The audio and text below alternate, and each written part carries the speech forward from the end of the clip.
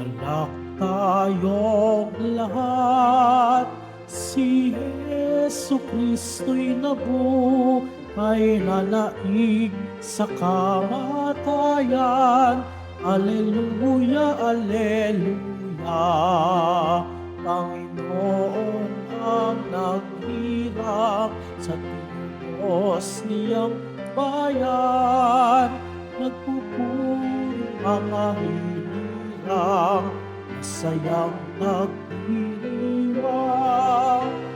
Magalak tayong lahat, si Jesu Kristo'y nabuhay na naig sa kamatayan.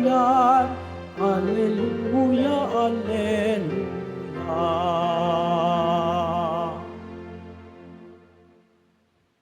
Sa ngalan ng Ama at ng Anak at ng Espiritu Santo, Amen. sumainyo ang Panginoon. At sumaiyo rin.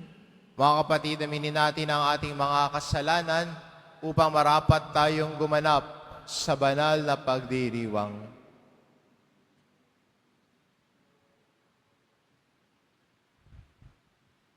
Inaamin ko Sa makapangyarihang Diyos at sa inyo mga kapatid, na lubha akong nagkasala sa isip, sa salita, sa gawa, at sa aking pagkukulang. Kaya'y sinasamo ko sa mahal na Birheng Maria, sa lahat ng mga anghel at mga banal, at sa inyo mga kapatid, na ako'y ipanalangin sa Panginoong ating Diyos. Kaawaan tayo ng makapangyarihan Diyos, patawarin tayo sa ating mga kasalanan, at patnubayan tayo sa buhay na walang hanggan. Amen. Panginoon, kaawaan mo kami. Panginoon, kaawaan mo kami.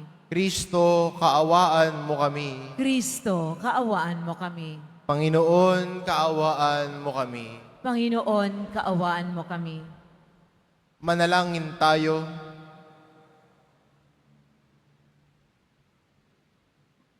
Ama naming makapangyarihan, pakundangan sa pagpapakumbaba ng anak mong masunurin, ibinangon mo sa pagkatapaang sangkatauhang masuwayin. Ipagkaloob mo sa amin ang banal na kagalakan upang kaming sinagip mo sa kaalipinan ay magkamit ng iyong ligayang walang katapusan sa pamamagitan ni Hesukristo kasama ng Espiritu Santo, magpa sa walang hanggan. Amen. Magsiupo muna tayo lahat. Pagbasa mula sa mga gawa ng mga apostol. Noong mga araw na iyon, nabalitaan ng mga apostol at ng mga kapatid sa buong Hodea na tinanggap din ng mga hintil ang salita ng Diyos. Kaya't nang umahon si Pedro sa Jerusalem, siya'y pinuna ng mga kapatid na Hudyo. Nakituloy ka sa mga hintil at nakisalo sa kanila? Sabi nila. Kaya't isinaysay sa kanila ni Pedro ang buong pangyayari buhat sa pasimula. Nasa lungsod ako ng Jope at nananalangin nang magkaroon ako ng pangitain. Mula sa langit ay inihugos sa kinaroroonan ko ang isang tila malaking kumot na nakabitin sa 4 na panulukan. Pinagmasdan ko itong mabuti at nakita ko roon ang lahat ng uri ng hayop, lumalakad at gumagapang sa lupa, pati maiilap at mga lumilipad sa himpapawid. At narinig ko ang isang tinig na nagsabi, "Tumindig ka, Pedro, magpatay ka't kumain." Subalit, sinabi ko, hindi ko pa magagawa iyon, Panginoon. Hindi ako kumakain ng anumang bagay na itinuturing na marumi o di karapat-dapat. Muli kong narinig ang tinig mula sa langit. Huwag mong ituring na marumi ang mga nilinis ng Diyos. 3 ulit na nangyari ito, at pagkatapos ay binatak na pataas sa langit ang bagay na iyon. Nang sandali ring iyon, dumating sa bahay na tinutuluyan ko ang 3 lalaking sinugo sa akin buhat sa Cesarea. Sinabi sa akin ng Espiritu na huwag akong mag-atubiling sumama sa kanila. Sumama rin sa akin ang 6 na kapatid na ito at pumasok kami sa bahay ni Cornelio. Isinalaysay niya sa amin na nakakita siya ng isang malaking anghel na nakatayo sa loob ng kanyang bahay. At sinabi sa kanya, magpasugo ka sa Jope at ipasundo mo si Simon na tinatawag ding Pedro. Sasabihin niya sa iyo ang tungkol sa ikaliligtas mo at ng iyong sambahayan. Nagsisimula pa lamang akong magsalita, ay bumaba na sa kanilang Espiritu Santo, gaya ng pagkababa nito sa atin noong una. At naalala ko ang sinabi ng Panginoon. Si Juan ay nagpabinyag sa tubig, ngunit bibinyagan kayo sa Espiritu Santo. Kung binigyan sila ng Diyos ng kaloob, ng katulad na ibinigay niya sa atin nang manalig tayo sa Panginoong Hesukristo. Sino akong hahadlang sa Diyos? Nang marinig nila ito, tumigil na sila sa pagpuna at sa halip ay nagpuri sa Diyos. Kung gayon, sabi nila, ang mga hintil may binigyan din ng pagkakataong magsisit magbagong buhay upang maligtas. Ang salita ng Diyos. Salamat sa Diyos. Aking kinasasabikan ang Diyos na nabubuhay. Aking kinasasabikan ang Diyos na nabubuhay. Kung paanong yaong batis ang hanap ng isang usa, gayon hinahanap ang Diyos ng uhaw kong kaluluwa. Aking kinasasabikan ang Diyos na nabubuhay. Nananabik ako sa Diyos, Diyos na buhay, walang iba. Kailan kaya maaaring sa harap mo ay sumamba? Aking kinasasabikan ang Diyos na nabubuhay. Ang totoo't ang liwanag, buhat sa iyo ay pakamtan, upang sa Sion ay mabalik, sa bundok mong dakong banal, sa bundok mong pinagpala, at sa templo mong tirahan. Aking kinasasabikan ang Diyos na nabubuhay. Sa dambana mo, O Diyos, ako naman ay dudulog. Yamang galak at ligaya ang sa aki iyong dulot. Sa saliw ng aking alpay, magpupuri akong lubos. Buong lugod na aawit ako sa Diyos, na aking Diyos. Aking kinasasabikan ang Diyos na nabubuhay. Tumayo na po tayo.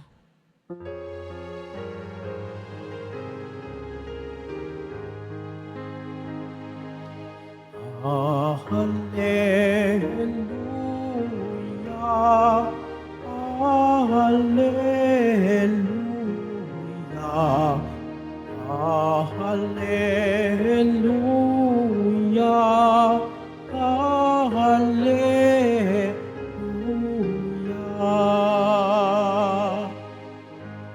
Ako'y pastol na butihin, kilala kong tupang akin, ako'y kilala nila rin.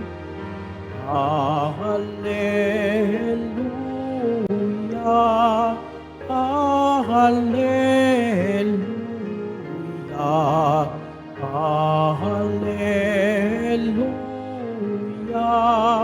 Hallelujah. Hallelujah.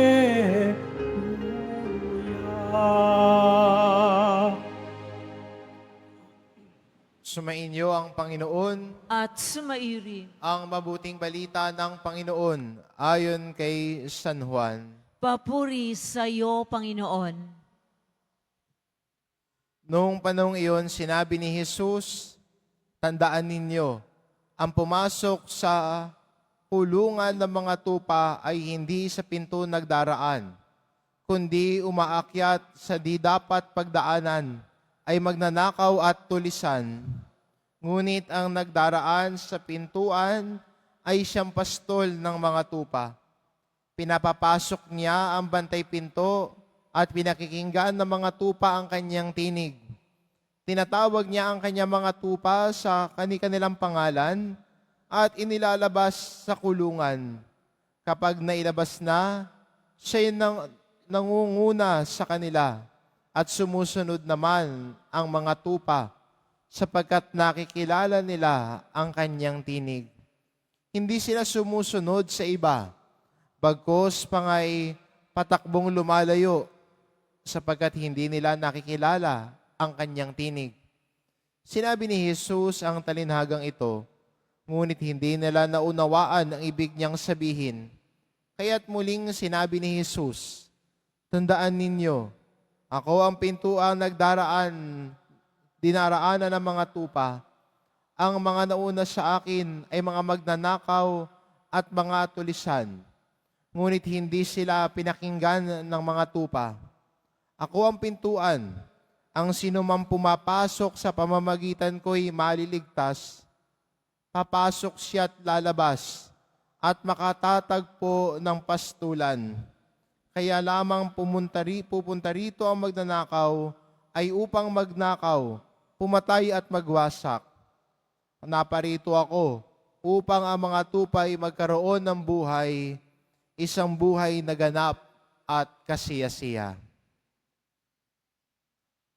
Ang mabuting balita ng Panginoon. Pinupuri ka namin, Panginoong Heso Kristo. Magsiupo muna tayo.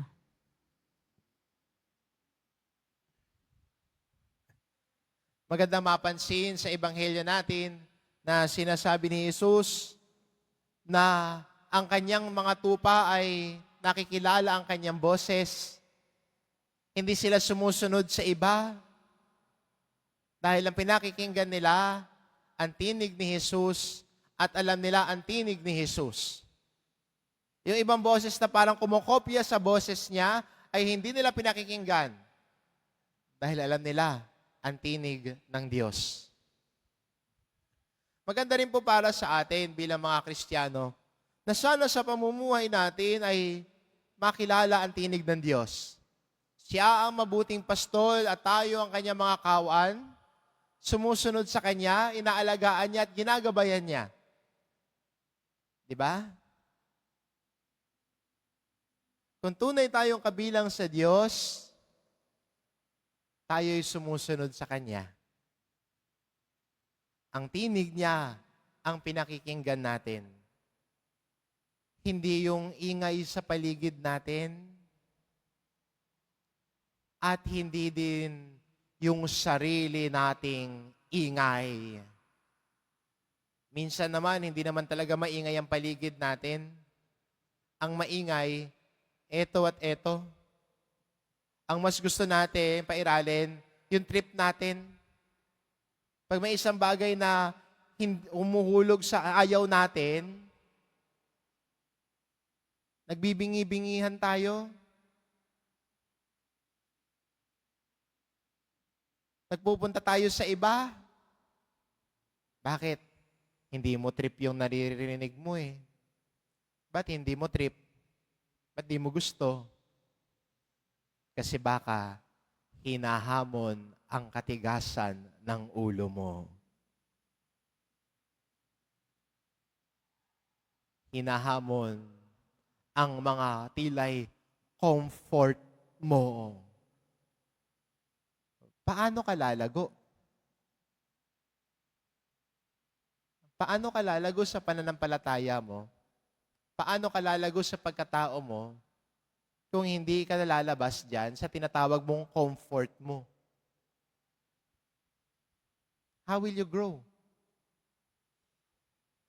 Pero 'di ba sa mga challenges natin, at minsan sa paggabay ng Diyos, minsan ay papaalalahanan niya tayo, lalo na sa mga panahon ay tila'y lumalayo tayo sa Kanya. Hihilain niya tayo pabalik at hahanapin niya tayo. Pero sana sa paghahanap sa atin sa Panginoon, huwag nating pairalin yung sarili lang nating kagustuhan at katigasan ng ulo natin. Pakinggan ang tinig ni Jesus. Sundan siya. Kaya itong talinhagang ito sa atin ni Jesus, ang mga tupa, sabi niya, ay sumusunod sa Kanya. Ang Kanyang kawan at tupa ay sumusunod sa Kanya. Dahil ang boses niya ay nakikilala nila. Pag mayroong ibang boses na maglalayo sa kanila, anong reaksyon nila? Patakbong lumalayo. Umiiwas. Kasi alam nila na hindi yun ang boses ng kanilang pastol.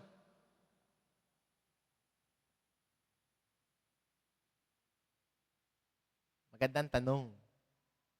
Anong boses ang gusto mong pakinggan? Anong boses ang gusto mong pakinggan? Sarili mo lang boses? At kung ano yung gusto mo, yun ang pagpipilitan mo? Yung boses na kung ano ang isip ng nakararami kahit mali, yun na lang? Para ano? Para hindi ka talo? Para go with the flow? O yung boses ng katotohanan na nagmumula sa Diyos? Yung boses na nagbibigay buhay sa atin na nagmumula sa Diyos. Kaninong boses ang gusto mong pakinggan? At kung ikaw ay para sa Diyos, kung ang sinusundan mo ay ang tinig ng Diyos, yung ibang boses, wala na yan. Hindi mo napapansinin yan. Kasi alam mo, hindi yan ang boses ng mabuting pastol mo. Diba? Kaya sa ating ebanghelyo, magandang paalala sa atin ni Jesus. Sinasabi niya sa talinhaga niya, ang aking mga tupa ay nakikinig sa aking tinig. Yung ibang tinig, patakbo silang lumalayo dahil alam nila ang boses ko. At sana bunga ng debosyon natin, bunga ng ating pananampalataya at pagmamahal natin sa Poong Nazareno, ang boses niya ang hinahanap natin. Ang boses niya ang mas nais nating pakinggan. Ang boses niya ang ating sinusundan. Amen.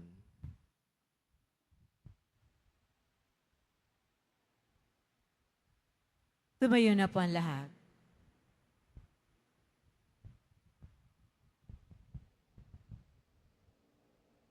Minamahal ko mga kapatid, ang Panginoon na mabuting pastol na nakakikilala sa mga kabilang sa kanyang kawan sa kanilang pangalan. Ialay natin ang ating mga panalangin sa Diyos na taglayang pagtitiwala sa kanyang pag-ibig sa atin. Ang ating itugon, banal na pastol, panatilihin mo kami sa iyong pangangalaga. Banal na pastol, panatilihin mo kami sa iyong pangangalaga. Ang Santo Papa, ang pastor na hinirang ng Diyos, naway gabayan tayo sa matuwid na daan. Manalangin tayo. Banal na pastol, panatilihin mo kami sa iyong pangangalaga. Ang mga mananampalatayang Kristiyano, naway maging iisang kawan na nasa pangangalaga ng iisang pastol. Manalangin tayo. Banal na pastol, panatilihin mo kami sa iyong pangangalaga. Ang mga kabataan, naway magkaroon ng buhay at lubos na magkaroon nito sa pamamagitan ng katapatan sa mabuting pastol. Manalangin tayo. Banal na pastol, panatilihin mo kami sa iyong pangangalaga. Ang mga may sakit at mga nagdurusa, naway magtiwala kay Jesus ang mabuting pastol na dumating upang iligtas ang mga nawawalang tupa. Manalangin tayo. Banal na pastol, panatilihin mo kami sa iyong pangangalaga. Ang mga yumao, naway makapasok sa pintuan ng kulungan ng mga tupa at magdiwang kasama ng pastol at bantay ng kanilang mga kaluluwa. Manalangin tayo. Banal na pastol, panatilihin mo kami sa iyong pangangalaga. Amang lubos ng kabutihan, ginagabayan mo kami sa matuwid na daan.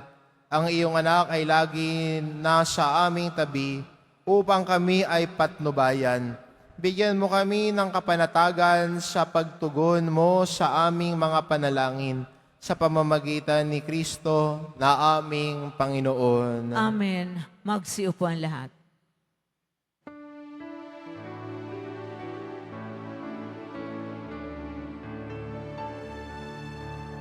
Hallelujah.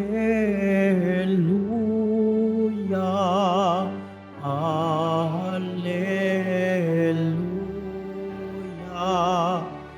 Hallelujah. Hallelujah. Hallelujah. Ito nga ang araw na ginawa ng Panginoon. Magalak tayo't magdiwang sa Kanya. Hallelujah. Hallelujah. Hallelujah.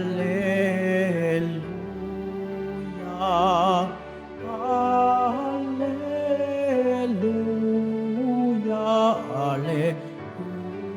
Hallelujah.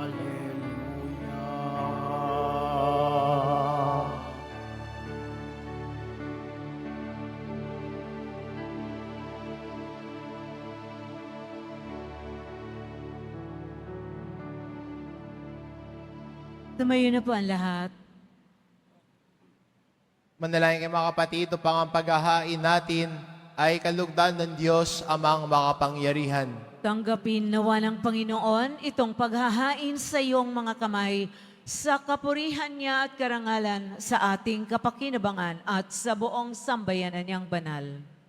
Ama naming lumikha, tanggapin mo ang mga alay ng iyong sambayanang natutuwa, ang pagkabuhay ng iyong anak na niloob mong aming ikatuwa ngayon ay papabaguhin mo ng galak na manatili sa amin habang panahon sa pamamagitan niya, kasama ng Espiritu Santo, magpa sa walang hanggan. Amen. Sumainyo ang Panginoon. At sumairin. Itaas sa Diyos ang inyong puso at diwa. Itinaas na namin sa Panginoon. Pasalamatan natin ang Panginoong ating Diyos. Marapat na siya ay pasalamatan. Ama naming makapangyarihan, tunay ngang marapat na ikaw ay aming pasalamatan.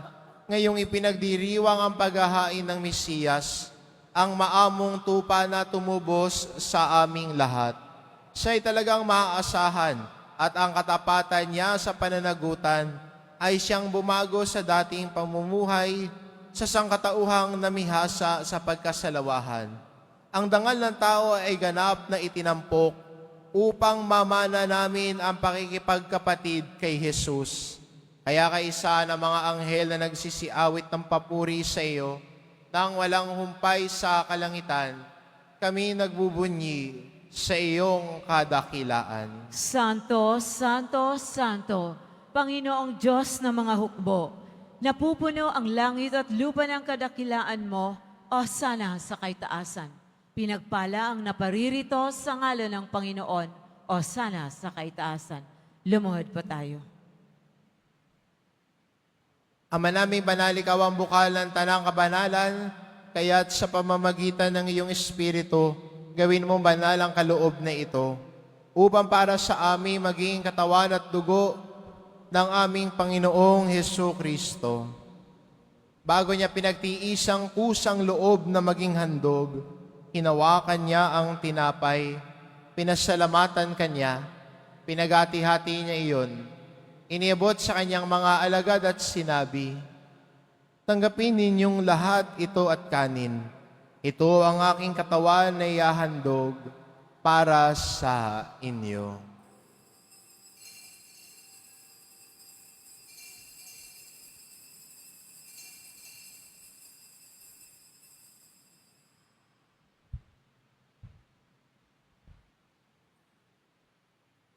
Gayun din naman na matapos ang hapunan, hinawakan niya ang kalis.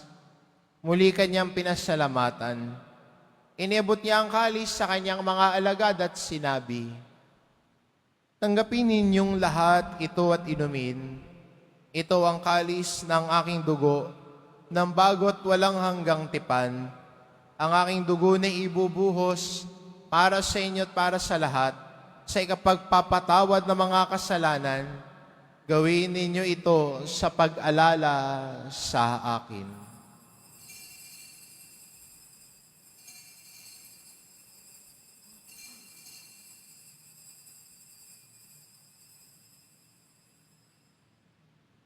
Tumayo na po tayo. Ipagbunyi natin ang misteryo ng pananampalataya. Si Kristo ay namatay, si Kristo ay nabuhay, si Kristo ay babalik sa wakas ng panahon. Ama, ginagawa namin ngayon ang pag-alala sa pagkamatay at muling pagkabuhay ng iyong anak, kaya't inaalay namin sa iyo ang tinapay na nagbibigay buhay at ang kalis na nagkakaloob ng kaligtasan. Kaming nagpapasalamat dahil kami iyong minarapat na tumayo sa harap mo para maglingkod sa iyo. Sinasamo namin kaming magsasalo-salo sa katawan at dugo ni Kristo ay mabuklod sa pagkakaisa sa pamamagitan ng Espiritu Santo. Ama, lingapin mo ang iyong simbahang laganap sa buong daigdig. Puspusin mo kami sa pag-ibig. Kaisa ni Leon na aming Papa at ni Jose na aming Obispo at ng Tanang Kaparian. Alalahanin mo rin ang mga kapatid naming nahimlay nang may pag-asang sila'y muling mabubuhay. Gayon din ang lahat ng mga pumanaw. Kaawaan mo sila at patuloyin sa iyong kaliwanagan. Kaawaan mo at pagindapatin kaming lahat na makasalo sa iyong buhay na walang wakas. Kaisa ng mahal na Birheng Maria na ina ng Diyos, ng kabiyak ng puso niyang si San Jose, kaisa ng mga apostol at ng lahat ng mga banal na namuhay dito sa daigdig ng kalugod-lugod sa iyo, maipagdiwang nawa namin ang pagpupuri sa ikararangal mo sa pamamagitan ng iyong anak na aming Panginoong Hesus Kristo. Sa pamamagitan ni Kristo, kasama niya at sa Kanya, ang lahat ng parangal at papuri ay sa iyo, Diyos Amang makapangyarihan, kasama ng Espiritu Santo, magpa sa walang hanggan. Amen. Sa tagubilin ng mga nakagagaling na utos at turo ni Jesus na Panginoon natin at Diyos, ipahayag po natin ng lakas loob. Ama namin, sumasalangit ka, sambahin ang ngalan mo, mapasa amin ang kaharian mo, sundin ang loob mo dito sa lupa para nang sa langit. Bigyan mo kami ngayon ng aming kakanin sa araw-araw at patawarin mo kami sa aming mga sala para ng pagpapatawad namin sa nagkakasala sa amin at huwag mo kaming ipahintulot sa tukso at iadya mo kami sa lahat ng masama. Hinihiling namin kami adya sa lahat na masama pagkalooban ng kapayapaan araw-araw. iligtas sa kasalanan at ilayo sa lahat ng kapahamakan.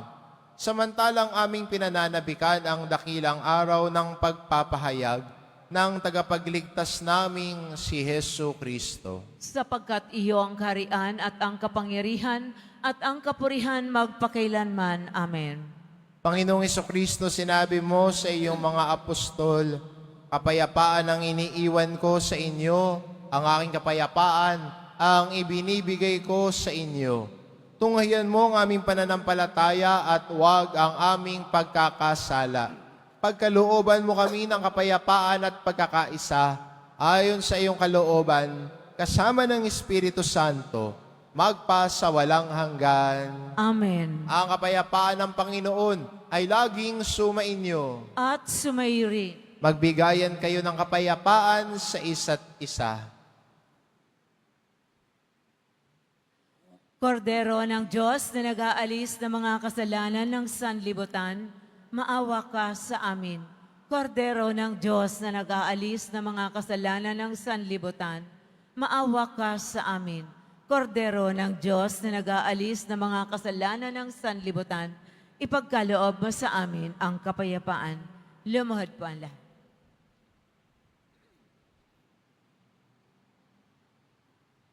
Itong kordero ng Diyos, ito nag-aalis ng kasalanan ng sanlibutan. Mapalad ang mga inaanyayahan sa kanyang piging. Panginoon, hindi ako karapat-dapat na magpatuloy sa iyo, ngunit sa isang salita mo lamang ay gagaling na ako.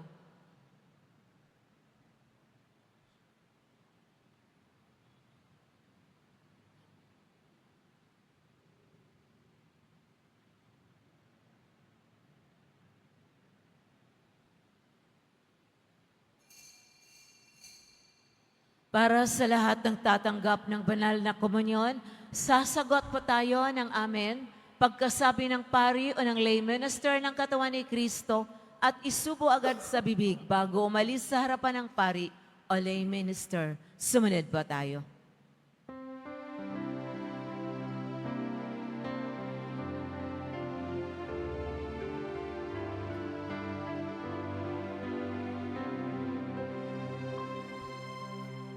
Ang mamatay sa sarili ay mabubuhay sa Diyos. Siya'y larawan ni Kristo, ang ating mabuting pastol. At kanyang iniaalay ang sarili ng buhay sa lugod at kabutihan ng minamahal niyang kapwa. Sa paglapit sa panganib, tumatakas ang upahan. Ngunit ang tunay na pastol nananatili hanggang kamatayan. At kaya't siya'y mahal din ng butihing Diyos na Ama, sapagkat handa siyang mamatay nang ang kawan ay matas.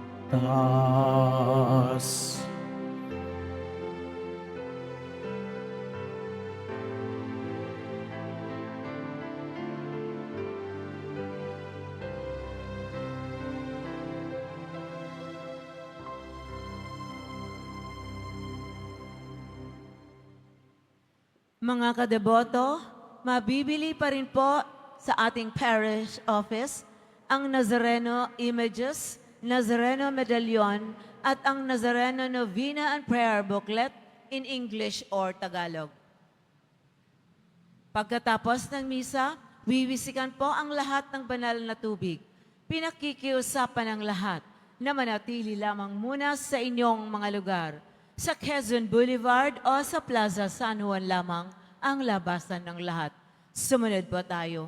Maraming salamat po sa inyong pagdalaw at pagsisimba sa Basilica Menor at Pambansang Dambana ni Jesus Nazareno.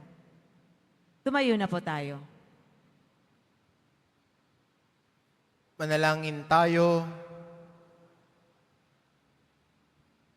Ama naming mapagmahal, tunghayan mo at lingapin ang iyong sambayanan na minarapat mong makinabang sa piging napang magpakailanman.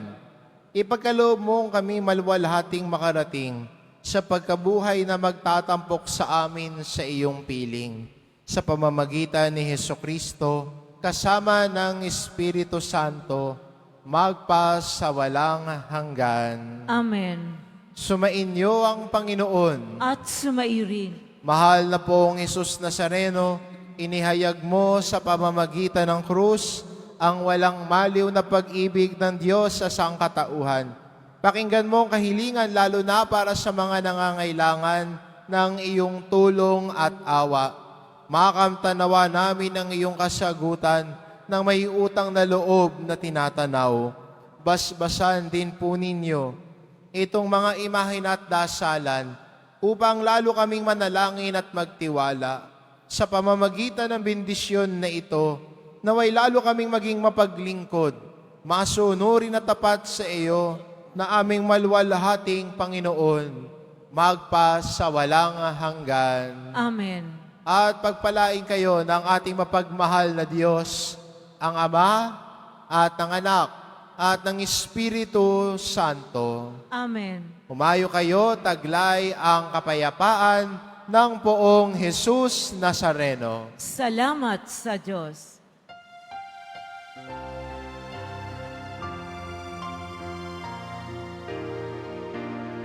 Nuestro Padre Jesus Nazareno, sinasamba ka namin. Pinipintuho ka namin. Aral mo ang aming buhay at kaligtasan. Nuestro Padre Jesus Nazareno, iligtas mo kami sa kasalanan. Ang krus mong kinamatayan ay sagisag ng aming kaligtasan. Nuestro Padre Jesus Nazareno, inarangal ka namin. Nuestro Padre Jesus Nazareno, niluluwalhati ka namin. Nuestro Padre Jesus Nazareno, inarangal ka namin. Nuestro Padre Jesus Nazareno, niluluwalhati ka namin.